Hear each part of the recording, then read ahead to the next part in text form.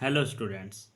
दो चर वाले रैखिक समीकरण युग्म, दो चर वाले रैखिक समीकरण युग्म, इससे संबंधित यह प्रश्न है। और इस प्रश्न को प्रतिस्थापन विधि, जैसा कि यहाँ लिखा हुआ है, ये जो प्रश्न है, दो समीकरण दिया हुआ है, ये पहला है और ये दूसरा। इसे किसके द्वारा हल करना है? प्रतिस्थापन विधि। तो हाई स्कूल के वे बच्चे जो NCERT जो NCERT की बुक को यूज़ कर रहे हैं, उन्हीं के लिए यह प्रश्न है। और जब वे स्टूडेंट जो हाई स्कूल के हैं, वे जब इस वर्ष के NCERT के बुक के सिलेबस में देखेंगे तो दो चर वाले रैखिक समीकरण युग्म, इसमें मुख्य रूप से प्रतिस्थापन विधि का भी आपको जिक्र जो है वो देखने को मिलेगा। तो इससे संबंधित यह प्रश्न मैंने लिया है और यहाँ दो समीकरण है। पहला समीकरण है यहाँ पर, तो यहाँ पर दो समीकरण आपको ये देखने को मिलेगा। यह प्रश्न थोड़ा सा कठिन है, लेकिन यह क्या है कि आपके कोर्स से संबंधित ही प्रश्न है, तो इसे सॉल्व करेंगे। बस थोड़ा सा सावधानी की आवश्यकता है, प्रश्न सॉल्व हो जाएगा। मैं यहाँ पर इस प्रश्न को कैसे आसान से आसान विधि से सॉल्व किया जाए, यह मैं आपको बताऊंगा कि सबसे आसान विधि से कैसे इसे प्रश्न को जल्दी से जल्दी सॉल्व किया जाए। ये जो प्रश्न है, इसमें यह पहला समीकरण है आपका और यह जो है वह दूसरा समीकरण। तो इस प्रकार का प्रश्न आप देखेंगे तो आपको मिल जाएगा और आपको अपनी बुक में शायद मिल ही जाए। जब आप ढूंढेंगे तो पहला समीकरण है, यहाँ से इसमें सबसे पहले लिख देंगे कि प्रश्न में से ही ले लेंगे समीकरण को और लिख देंगे सबसे पहली लाइन कि दी गई समीकरण ने। सबसे पहले हल करने से पहले क्या करेंगे, उसको थोड़ा डिटेल लिखेंगे ना, तो बहुत बेहतर रहेगा और प्रश्न भी जल्दी ही सॉल्व होगा। तो यहाँ पर इसको कैसे आसान से आसान विधि से सॉल्व किया जाएगा, यह मैं आपको बताऊंगा। हाँ, डिटेल में आपको समझाऊंगा इस प्रश्न को कि कैसे आसानी से इस प्रश्न को सॉल्व किया जा सकता है। तो यहाँ पर सबसे पहले तो लिख देंगे इस प्रकार के प्रश्नों में कि दी गई समीकरणें, और वो प्रश्न से ही उठा लेंगे। सबसे पहली लाइन हो जाएगी आपकी दी गई समीकरणें।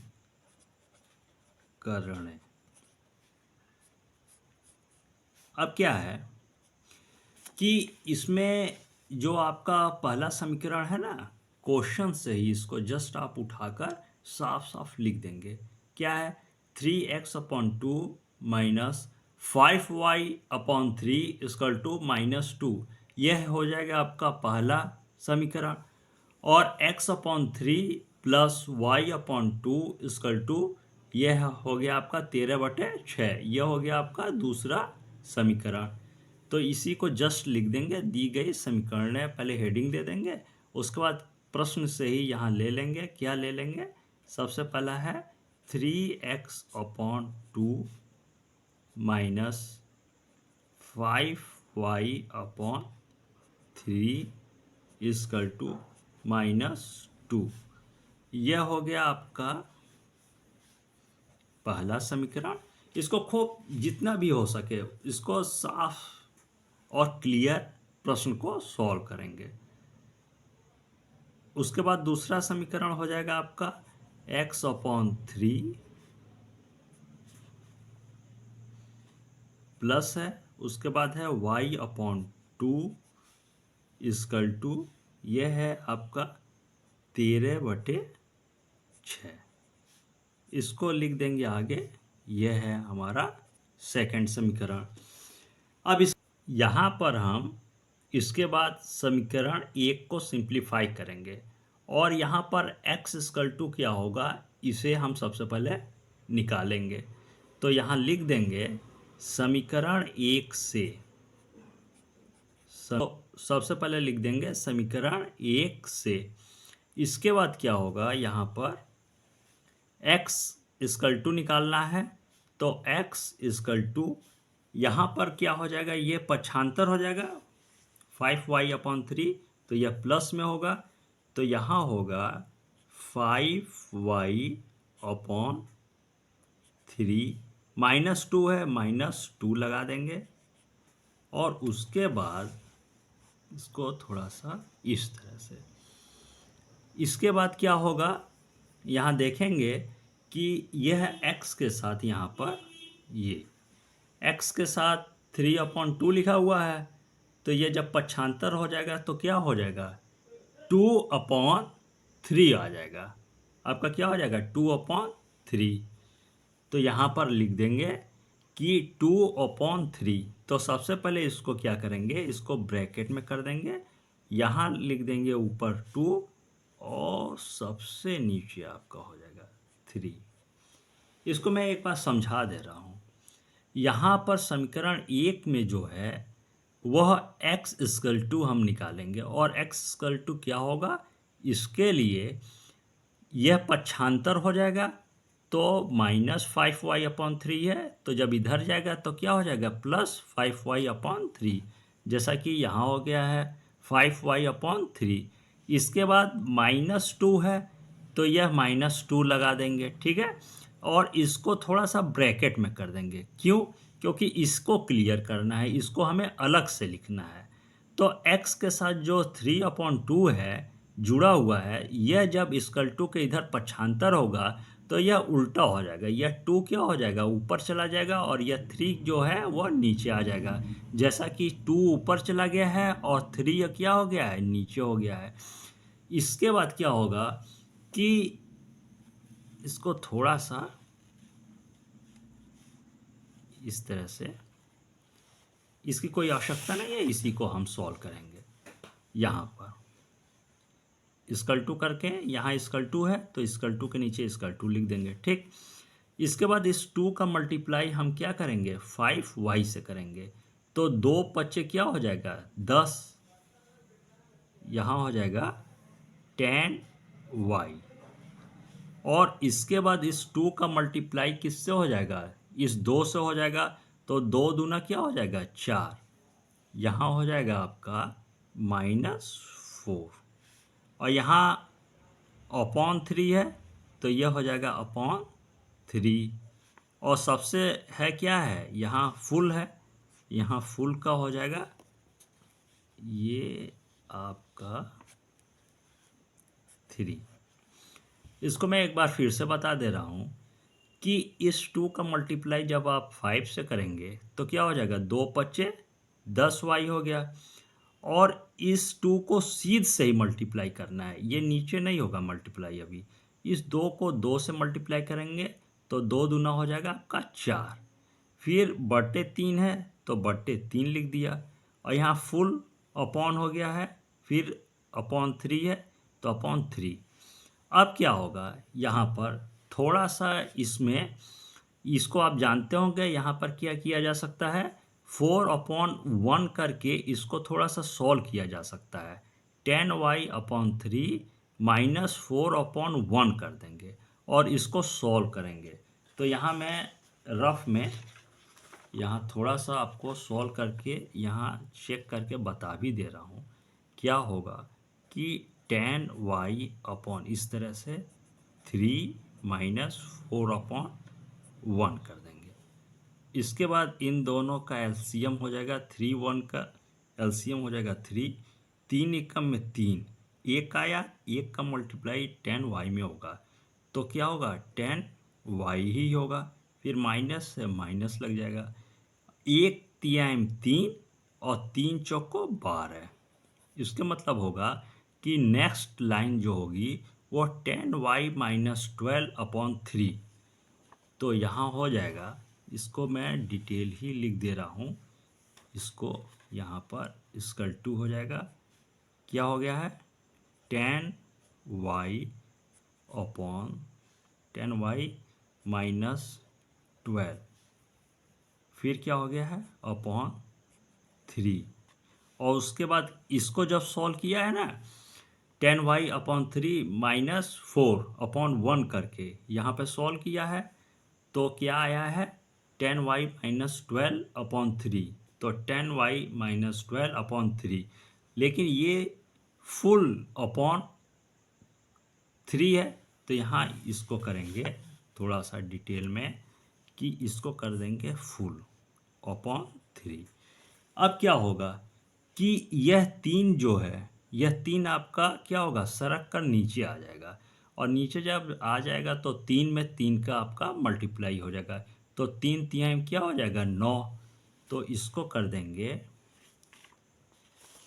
यहाँ पर, इसको मैंने समझाने के लिए लिया था, अब ये सॉल्व हो गया, इसको मैं हटा देता हूँ।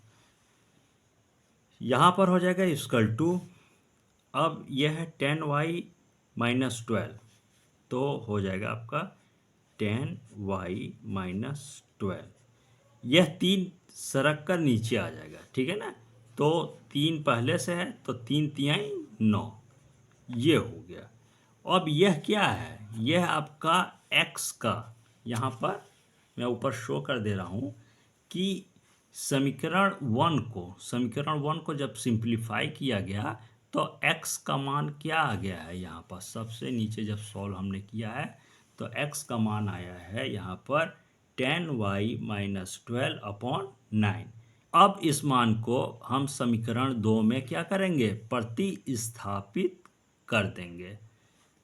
तो समीकरण जो है आपका, यहाँ मैं शो कर दे रहा हूँ कि समीकरण आपका जो 2 है, यह 2, ठीक है ना। अब यहाँ समीकरण 2 में यह जो x है ना, यहाँ x का मान जो यहाँ आया है उसको लिख देंगे।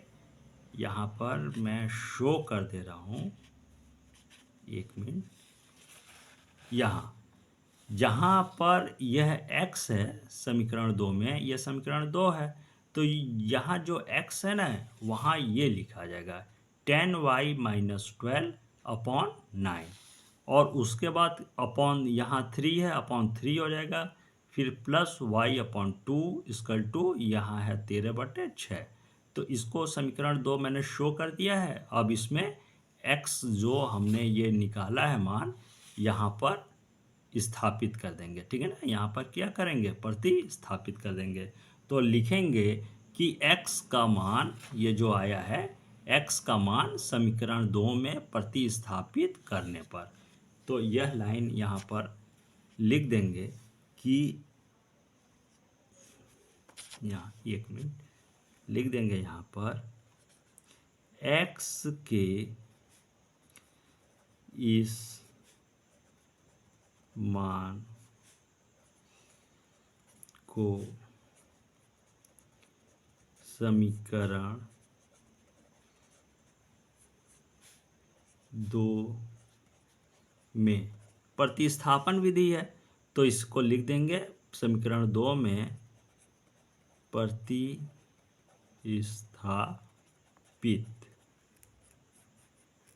प्रतिस्थापित यहाँ हो जाएगा करने पर।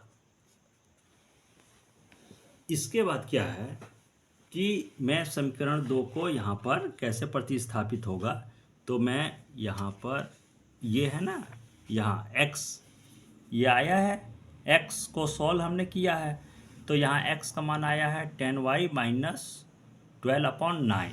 तो सबसे पहले यहाँ लिख देंगे, अभी मैं समीकरण 2 को आपको शो भी कर दे रहा हूँ।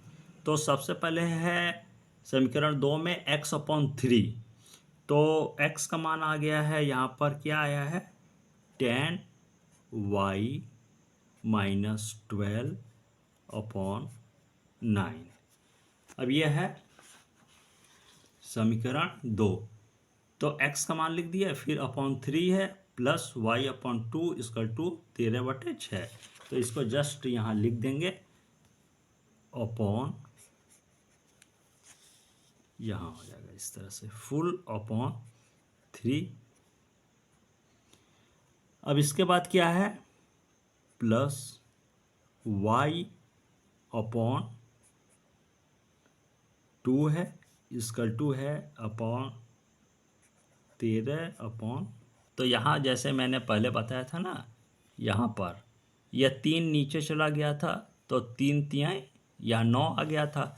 उसी तरह से यह 9 जो है वह नीचे चला जाएगा तो 9 त्रिक क्या हो जाएगा 27।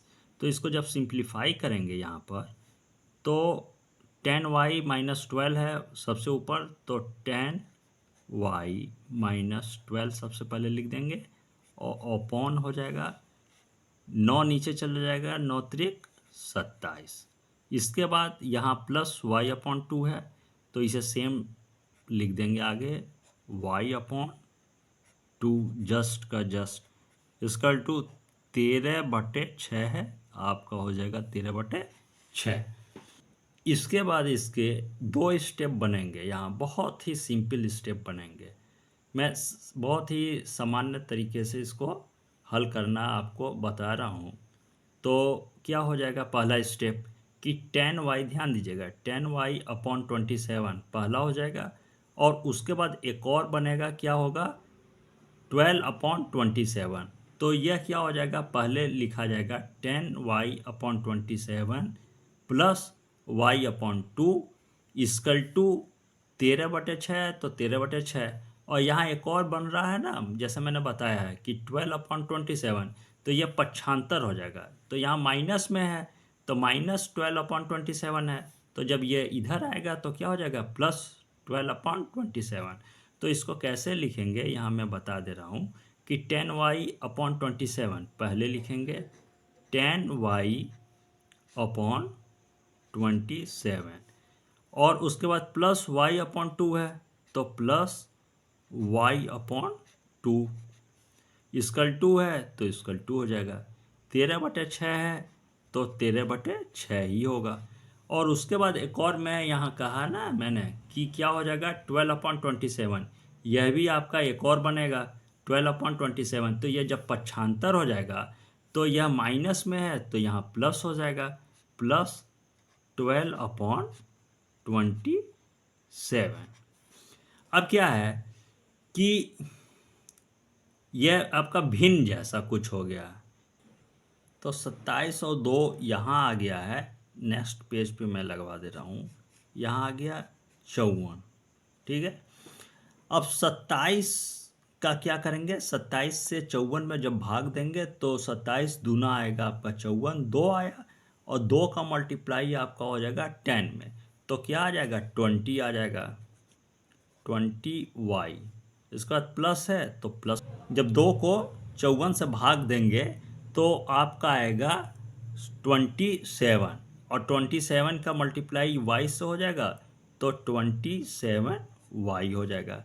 इसके बाद इसकल टू है तो इस इसकल टू को इसकल टू कर देंगे।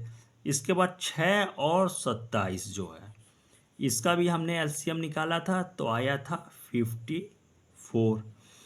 अब 6 को भाग देंगे 54 से तो आपका आ जाएगा 6 9 54, 9 आया। अब 9 को मल्टीप्लाई क्या कर देंगे 13 से, तो कितना आएगा 13 9 117, 117। मैं फिर से बता दे रहा हूँ, 6 से भाग देंगे 54 में तो 6 9 आएगा 54, 9 आया। अब उस 9 को 13 में गुणा कर देंगे तो 13 9 आ जाएगा आपका 117। फिर ये प्लस है तो यहाँ क्या लिख देंगे प्लस लिख देंगे। फिर 27 को 54 से क्या करेंगे, 27 को 54 से डिवाइड करेंगे तो आपका आएगा 2। अब 2 का मल्टीप्लाई 12 से होगा तो 12 दूना क्या हो जाएगा 24। ये हो गया। इसके बाद इसको मैं हटा दे रहा हूँ क्योंकि इसी को आगे सॉल्व करना है। इसके बाद क्या करेंगे, जाहिर है यहाँ आपको साफ साफ दिखता होगा कि यहाँ भी y है यहाँ भी y है, यह है 20y यह है 27y। तो 20y और 27y को जब प्लस कर देंगे तो कितना आ जाएगा 47y, और यहाँ पर बटे 54 है तो अपॉन 54 ही होगा। फिर इसकल टू है इसकल टू लग जाएगा। फिर यह है आपको यहाँ पर सावधानी से क्या करना होगा, जोड़ देना होगा। 117 को 24 से जोड़ेंगे तो कितना आएगा 124। 141 आएगा। तो यहाँ हो जाएगा 141, इन दोनों को जोड़ेंगे ना सावधानी से, तो 117 और प्लस 24 हो जाएगा आपका 141। फिर बटे 54 है तो बटे 54 कर देंगे। अब क्या है कि यहाँ पर ध्यान दीजिएगा कि यह 54 है, यहाँ भी 54 है। तो अब y को बिल्कुल कंफर्म रूप से यहाँ पर y का हम मान निकाल सकते हैं। कैसे? तो यहाँ हो जाएगा y इक्वल टू 141 बटे 54 गुणे, अब यहाँ पर यह पक्षांतर हो जाएगा, 47 बटे 54 है, जब यह पक्षांतर होगा तो 54 ऊपर चला जाएगा और 47 क्या हो जाएगा, नीचे चला जाएगा।